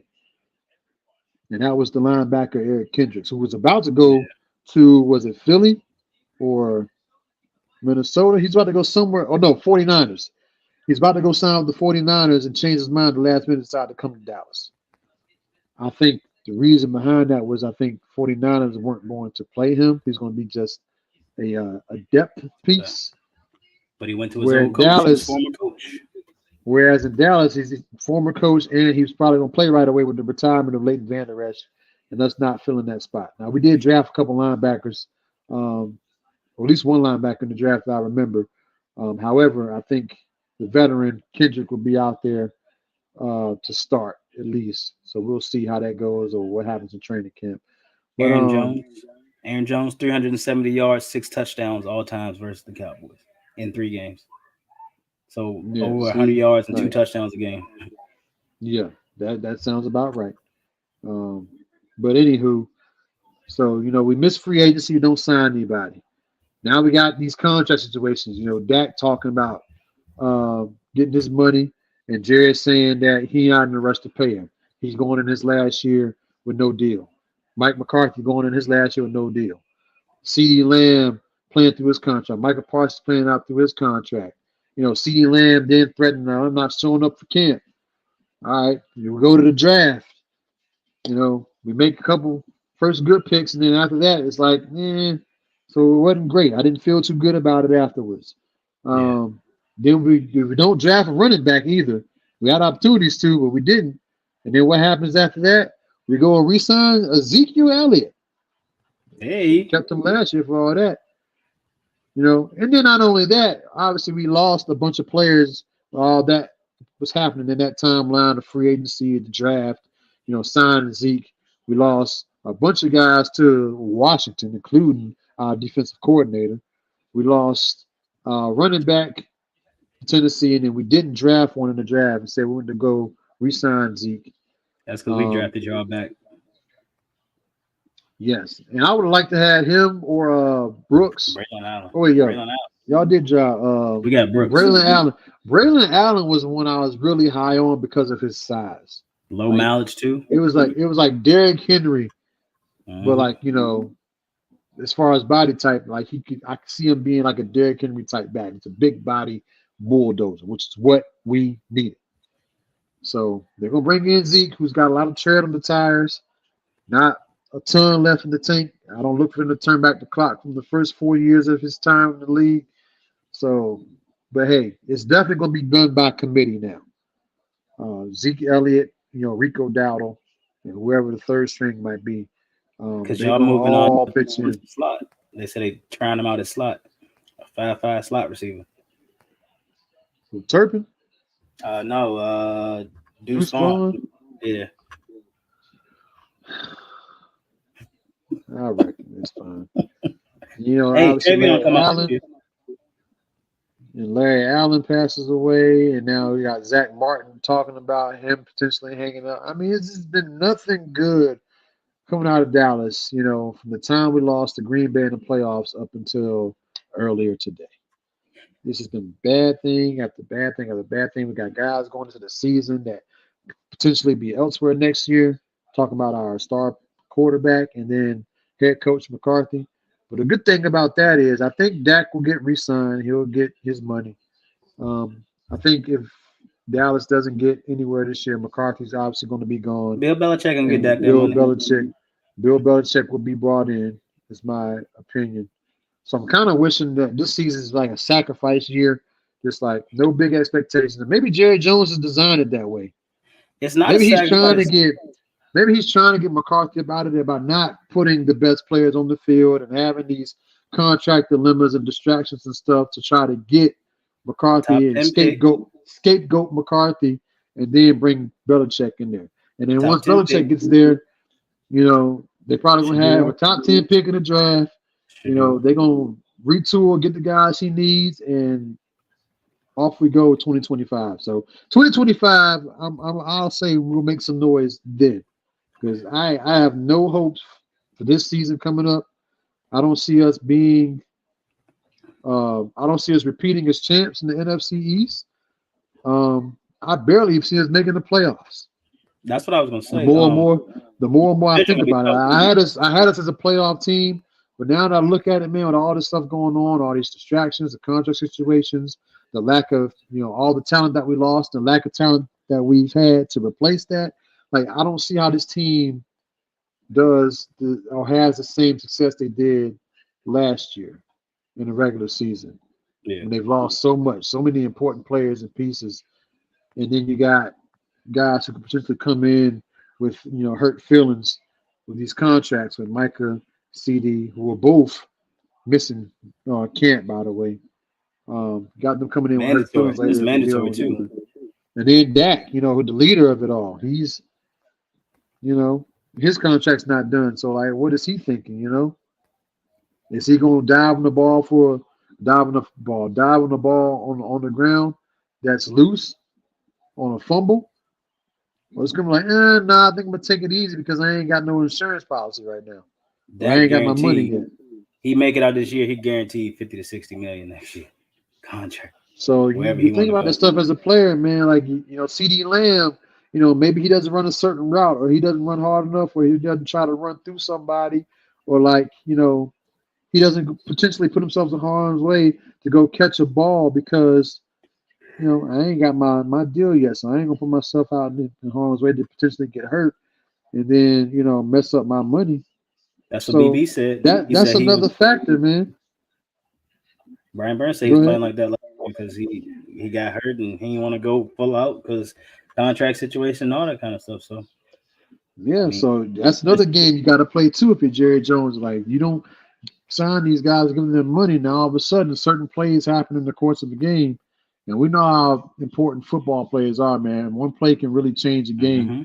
One turnover, whatever. So, like, if certain guys are not paid or don't have their money by then, and they get in the game or in a tight game where you got to do a little something extra to help your team win, now I'm having second thoughts because if I get hurt, you know, if I'm CD Lamb, I'm coming off my rookie contract and I got no guarantees in my future, and I'm playing. It's week 17 or week 18 now, and we need to win this game to get in the playoffs. And a catch comes my way, but there's a defender about to just blindside me. As soon as I get this ball, I might think twice about going to catch that one. And all the receivers getting paid. That's another. All the receivers.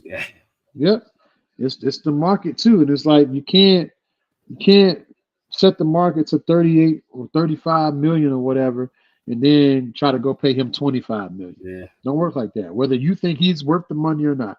And that's what I try to tell my mom about Dak. Like, yes, Dak is getting paid a lot of money. Obviously, no, he doesn't. He's more like a 20 million a year quarterback to me. When he getting paid 50, 60 million. Dak. Who a $20 million a year quarterback? Dak. No. Like I would pay him. You talking about team friendly? Yeah, 20 million. Dak is not a $20 million quarterback. If I could pay quarterbacks by their level of production, him and a bunch of others would be down there in the 20s. But Dak does well in the regular season. Dak is but we need championship. We need long playoff runs and championship appearances. We're tired of getting to the first round. This man ain't been past the second round yet in 9 years as a starting quarterback. You got about the same. You do got the same amount of runs as Tony Romo. Tony Romo ain't played an NFL game since 2015. Kirk Cousins got one, and he's a $50 million quarterback. He another $20 million quarterback. That's low, bro. $20 million is low. If you pay all these quarterbacks by what they actually did rather than what the market says they should make, it'd be a lot of guys making way less than what they have right now. I think the only $50 million quarterback is Patrick Mahomes. Hands down. Nobody else. Patrick Mahomes is the only quarterback, again, like Juan Soto, blank check. You get a man a blank check, and whatever amount he puts on there, you pay it. I don't care how ridiculous it is. I don't care if you got it or not. You pay it to him because he earned. I like Joe Burr. But can you be healthy? Yeah, that's gonna be Joe Burrow's biggest. I feel like that's gonna be his biggest thing in his career now. He's got he's built a reputation already in this short time in the league that he's not a dependable player when it comes to his body and injuries and stuff. It's not his fault. He got paid. Yeah, he did. I mean, injured guys get paid, I guess. So maybe it won't be bad if Dak got hurt or something. They probably still would give him this money. Because everybody else is getting Kirk Cousins coming off an ACL and he got all that Achilles. Money. How? I don't want his agent. I want his agent to come to negotiate my salary. That's what I want. Achilles injury. We're gonna see, man. Hey, Bank of America will get renovated. We got the Cowboys this year. Y'all got a tough division. Y'all got a real tough division, brother. As always, the NFC East is going to be tough regardless of who's on the teams or what the records are. Philly looking good. I feel like Philly's going to wipe the floor with us 2 games. They moved James Bradbury to safety. I'll be surprised if Dallas won or was even close in any of those games against Philly this upcoming season. Philly did exactly what I wanted Dallas to do. Go out and get a star running back, re-sign their receiver. You got your quarterback locked up. Got your running back locked up. They got AJ Brown money too, didn't they? They got AJ Brown and Devontae Smith locked up. Yeah. They got both of them this offseason. Like every time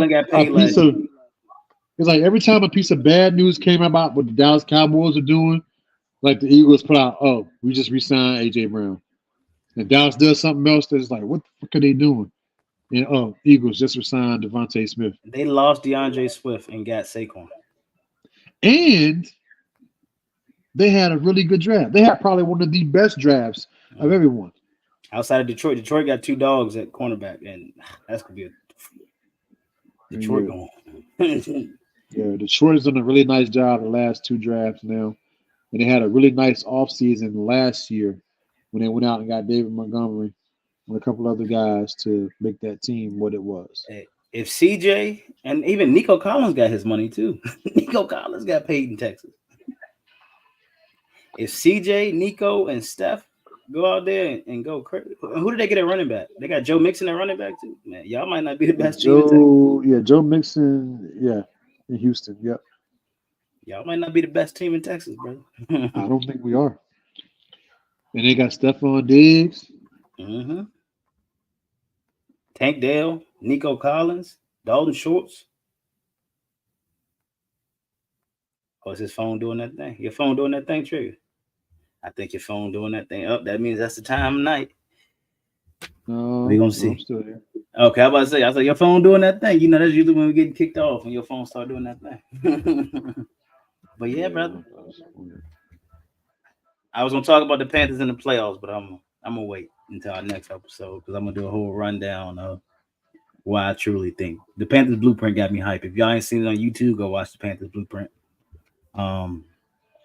Carolina Panthers are going to Super Bowl this year. I mean, not Super. They going to the playoffs. Now, I put your comment up there. Yeah, yes, the Panthers again. Always the Panthers again. Always the Panthers. You thought you was gonna get out of here without having to hear. Yeah, you thought I was gonna get it. Bryce Young throwing for 3,800 and 25 touchdowns this year. Jonathan Burks getting 700 yards on the ground. Top 5 defense. I mean, all that is possible. It's very possible. Is it going to happen, brother? Affirmations, not accusations. We speak affirmations, not accusations. Okay, affirmations. We going December 15th. We had that game. Now I was looking that up. Yeah, we need to make plans to go. They December came last 15th. year, like 2 years in a row. Is very rare that happens. So. Oh yeah. Yeah. We in there for $170. We up top, but we in there. That's fine. Yeah, we haven't got the upgrades yet. Mm-hmm. They got some good 325 to sit there. Hey, we can sit at the bottom right beside the field for $700. Trigger. We on the bench with them. We on the bench. $700. I better get some pads and a helmet to go in the game at that price. I'm gonna be that close. Hold on. Let me pads and the helmet come with them tickets. Let me share this. Hold on. Right here. Hey, look at that. We on the field, baby. we on the field right there. I want Gatorade. I want towels. And we can sit behind Dak. I can hear Trigger cussing Dak out now. I can hear Trigger cussing Dak out there. Look right there. Cussing Dak smooth up. Yeah, more than likely. It's gonna happen. But yeah. I'm doing it right now. It ain't nothing even happening. Yes, the Panthers. Don't worry, you're gonna have a full rundown next time on Strictly Sports. But Trigger, you got any closing words? And then soliloquies. Hey, it's gonna be a great year in baseball, man. I'm excited. Y'all gonna lose. Y'all gonna lose second half season. Second half season look like this. Looking forward to going out to Baltimore next month to catch the Yankees and the O's. It's gonna be 2 teams that could potentially match up. You got potentially 2 teams that'll match up. In the playoffs, there's definitely gonna be the top 2 teams in the AL. I think could be in the AL championship series. I think it's on NBA. We've only played the Orioles once this season so far in a 4-game series, and it was in Baltimore back in April, and that was one of the 2 series that the Yankees did not win. We lost that series 3-1, and the 1 game that we did win, we shut them out, and guess who was pitching? Luis Gill. September 13th, 14th, and 15th. I need you to figure out which day. What's happening that day? We going to New York and watch the Red Sox beat the Yankees. Oh my gosh. We're gonna go to New York, watch the Red Sox beat the Yankees. We can get in the game right now for $31. It's a 5-hour drive or a 45-minute flight. We be there and back. That's $650. Yeah, we could. But I always want to go to New Yankee Stadium too. I was close to it. I got the Mavericks in, I want to say 5, but I'm gonna say 6. I got the Mavericks in 6. Carolina's going to the playoffs. I'm hyped for the stadium renovations. Like, share, subscribe, follow, comment on your favorite section. You'll add your insights and thoughts on everything we talked about. Trigger's Yankees are going to have a bad second half of the season, and he's going to be cussing them out like the Cowboys. That's what's going to get ready for Cowboys. Yankees going to start going down. He's going to get up on the Cowboys, and he's going to go through his roller coaster of pinstripes and Cowboys. Pinstripes and stars. He's going to go through his roller coaster every year as a fan of those teams. And we got the draft next week, too. So we got to get ready for that. NBA draft is next week. Yes. No, it's not. I'm sorry. It's not next week. It's the week after next. Yeah, it's at the end of the month. But real quick, 25th. One of the top 10 projected picks towards ACL. So I don't know how that's going to affect things. Yes. So I don't know how that's going to affect things. But I know the Miami Heat were projected to get. There's 3 different players potentially that could be there at number 15, and Zach Edey is one of them. Now, we had the guard from North Carolina and another person, I forget this name, but they're talking about the Miami could go in that direction because they need more scoring. I'm like, yeah, we do, but I think we need to heighten Zach the Edey size more. Get Zach Edey. He's just gonna catch the ball and throw it out to somebody and let them score. Yeah, him and Bam together, so Bam can finally be a power forward again. He's not a center. He's an undersized center. Let Edey come in and be center. Now, the only thing with Edey is his mobility. I don't know how, he doesn't seem to be super athletic. He's just really tall. And he look like he just moves in slow motion. So I don't know how that's going to fare on the defensive end, but he's going to get a lot of rebounds, a lot of putbacks around the rim. He doesn't really have a shot or game outside the paint, but we don't need it. Nope. We don't need it. We need somebody, to go inside and just absolutely dominate. Now, that sucks on offense because we can't really stretch the floor with the non-shooters that we already have. So teams will still pack the paint on us. However, I still think that his size is more vital to what we need than Klay Thompson. Klay Thompson fix all that too. Zach Edey and Klay Thompson. Go get Klay Thompson. We got Klay Thompson and Duncan Robinson out there. I mean, you gotta respect them. So that might open things up a little bit. He could be the Ray Allen. It could be the Ray Allen we missing. It could be when we had Mike Miller too. Or Mike Miller, Shane Battier. Oh yeah, yeah. That's all we need. Just 2 or 3 dudes who can just stroke it from deep and give us the floor spacing that we need. Pause that shit. Yo, brother, pause that. You over here getting all excited. Yo. But yeah, hey, it's an exciting time. Oh, Trigger and left. See, look, his phone doing that thing. And we got the Olympics coming up. So we got Olympics coverage, more of the MLB. We got boxing. We got a lot. Tank Davis is fighting in 2 weeks. Or next week. Tank Davis fights next week. We about to end it. So we got a lot, Trigger. We got Olympics, everything coming up. So oh yeah, Olympics. I keep forgetting about that. It is about that time. But all right, y'all. Appreciate it. Trigger. Love you, brother. Peace. Love you too, my dude. We'll see y'all soon. Yep. Thank y'all. We out. Peace.